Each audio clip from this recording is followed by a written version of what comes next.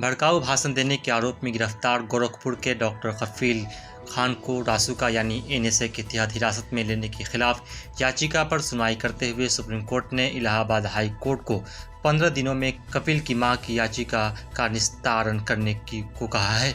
कफील की मां नुजहत ने याचिका दाखिल कर कफील की रिहाई की मांग की है। कफील की मां नुजहत परवीन ने सुप्रीम कोर्ट में हैबियस कॉर्पस याचिका दाखिल कर उन्हें अदालत में पेश कर रिहा करने के आदेश की मांग की थी। उनका आरोप है कि उत्तर प्रदेश सरकार ने गैरकानूनी और दुर्भावपूर्ण तरीके से डॉक्टर कफील पर रासुका लगाया है। इसके पहले इलाहाबाद हाई कोर्ट ने 7 अगस्त को डॉक्टर कफील खान की रिहाई की मांग करने वाली एक याचिका पर केंद्र और राज्य सरकार से बुधवार को जवाब दाखिल करने को कहा था।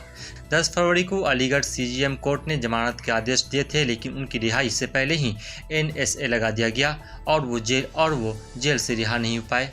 बीते 29 जनवरी को डॉक्टर कफील को यूपीएसटीएफ ने भड़काऊ भाषण के आरोप में मुंबई से गिरफ्तार किया था। उन पर अलीगढ़ में भड़काऊ भाषण और धार्मिक भावनाओं को भड़काने के आरोप हैं। 13 दिसंबर को अलीगढ़ में एफआईआर लिखी गई थी। डॉक्टर कफील अहमद खान पर धर्म, नस्ल, भाषा के आधार पर नफरत फैलाने के मामले में धारा 153A के तहत केस दर्ज किया गया है। प्रधान न्यायाधीश एस.ए. बोबडे ने कहा है कि अदालत के समक्ष उपस्थिति में वर्चुअल सुनवाई शामिल है। Bureau report, mirror times.